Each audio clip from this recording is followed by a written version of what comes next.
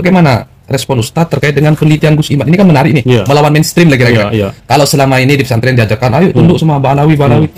Ternyata ada di internal orang Hindu sendiri nih, internal orang Hindu sendiri menemukan hasil penelitian tesisnya yang mengatakan bahwa nasab Balawi terputus. Seperti apa? Mendukung penelitian atau ya biasa-biasa aja sih kira-kira? Nah, kalau soal apa itu kaitannya dengan sanad terus ada penelitian, saya kira bagus-bagus saja, cuman jangan sampai terpancing kita ini dipecah-pecah atau kepancing oleh dipecah dari pihak lain. Kalau memang ada penelitian ya ini aja dilawan atau dikonfrontarisir dengan penelitian yang lain. Artinya gitu. Kalau pingin merespon penelitiannya Gus Iman harus dengan kajian ilmiah juga, bukan dengan nyinyir atau fatwa-fatwa yang mengatakan itu Yahudi macam-macam. Assalamualaikum warahmatullahi wabarakatuh. Alhamdulillahirabbil alamin. Wa bihi nasta'inu ala umuri dunya waddin wassalatu wassalamu ala asyrafil anbiya wal mursalin sayyidina Muhammadin wa ala alihi washabbihi ajmain, amma ba'd. Para sahabat kesatri dimanapun Anda berada saat ini, semoga selalu dalam rahmat Allah, dalam ridha Allah, dalam berkah Allah, dipermudah segala urusannya, diperlancar rezekinya, sehat keluarganya, sehat jasmani dan rohaninya, amin Allahumma amin. Para sahabat, sebelumnya saya mohon maaf yang sebesar-besarnya apabila dalam konten-konten kami banyak komentar-komentar yang belum bisa kami balas, namun kami upayakan untuk membaca satu persatu dari komentar-komentar panjenengan semua, karena kami anggap bahwasanya komentar dari panjenengan semua merupakan komentar yang sangat membangun terhadap ilmiah kami pribadi, dan tentunya sangat membangun sekali ke dalam channel kami agar kami bisa mengupayakan memberikan konten-konten yang lebih baik daripada sebelum-sebelumnya. Para sahabat santri, dalam kisruh nasab Ba'an selalu ada yang baru. Apa hal baru yang perlu kita bahas pada kali ini?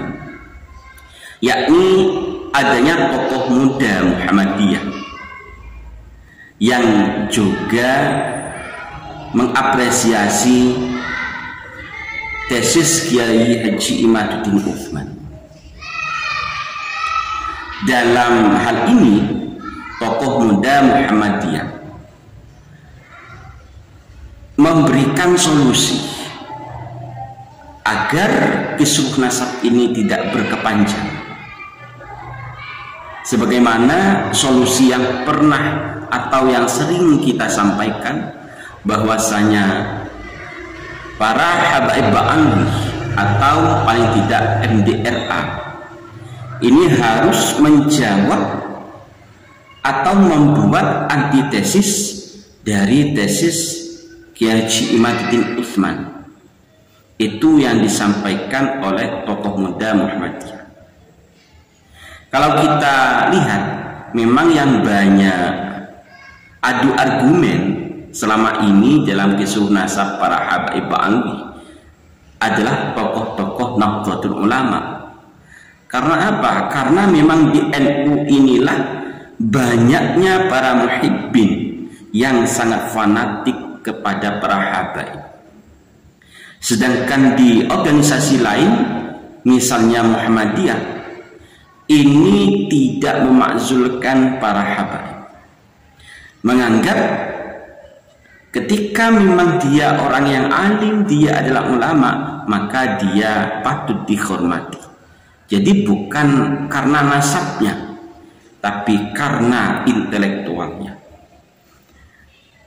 Jadi tokoh Muhammadiyah ini, tokoh muda Muhammadiyah ini memberikan solusi kepada kita semua tentunya agar kisruh nasab Ba'alwi ini tidak berkepanjangan.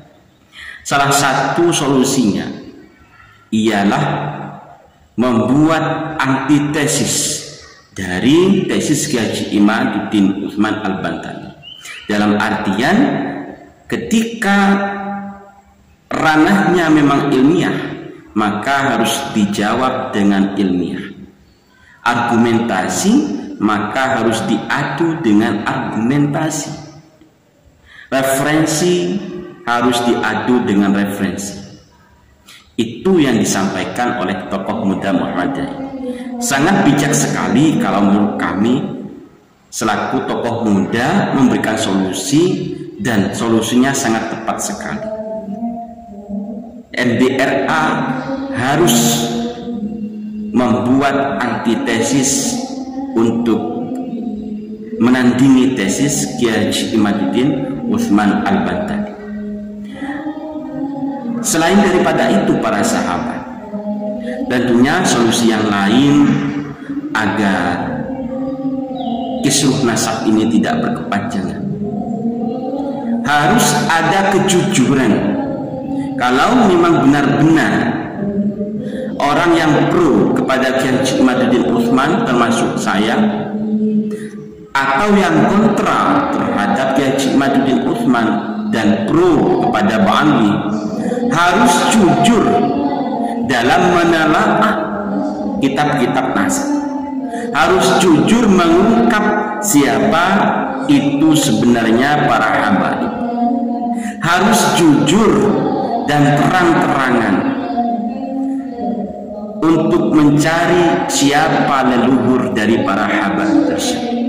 Apakah memang ada leluhur dari para habaib itu yang bernama Ubaidillah, dan apakah memang benar bahwa Ubaidillah ini adalah putra dari Sayyid Ahmad. Kajian ini harus dilakukan dengan jujur, jangan hanya main di lisan sedangkan beda di referensi. Jangan mengotak-atik kalimat yang ada di dalam kitab-kitab nasab yang memang jelas-jelas membahas tentang putra-putra Sayyid Ahmad. Jadi perlu kejujuran. Selain daripada itu para sahabat, jika ingin kisruh nasab ini selesai dan memang kita menyayangi umat, kita lakukan semuanya ini untuk umat, maka para habaib harus bersedia tes DNA,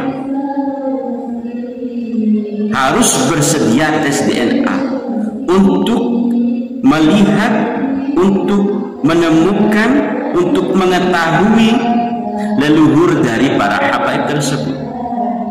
Bukankah tes DNA itu pernah disarankan oleh Habib Rizik, di mana pada saat itu Habib Rizik mengkebu-kebu siapa yang mengaku sebagai para habaib, siapa yang mengaku sebagai dzurriyyah Nabi, maka wajib hukumnya tes DNA.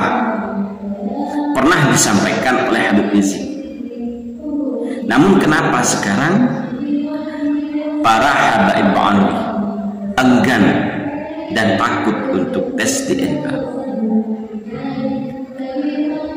Yang jelas, setiap kebusukan pasti akan Allah tampakkan pada saat yang tepat. Tidak perlu adanya Kiai Haji Imaduddin Utsman, tidak perlu adanya tesis dari Kiai Haji Imaduddin Utsman.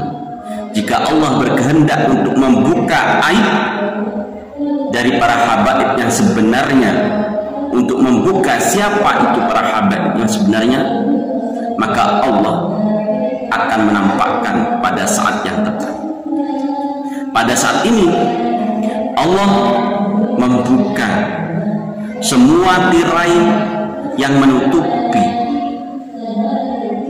kebusukan-kebusukan tersebut melalui tesis Kiai Haji Imaduddin Utsman Al-Bantani. Para sahabat santri, jika memang terbukti para habaib itu bukan dzurriyyah Rasulullah, maka tetap kita hormati sebagai sesama bangsa, karena para habaib sudah lama tinggal di negara ini. Jika para habaib itu terbukti sebagai dzurriyyah Rasulullah, maka kita wajib menghormati dan kita meminta maaf yang sebesar-besarnya. Andaikan memang benar-benar zuriyah Rasulullah dan bisa membuktikan bahwa para habaib adalah zuriyah Rasulullah, nasabnya tersambung kepada Rasulullah Sallallahu Alaihi Wasallam.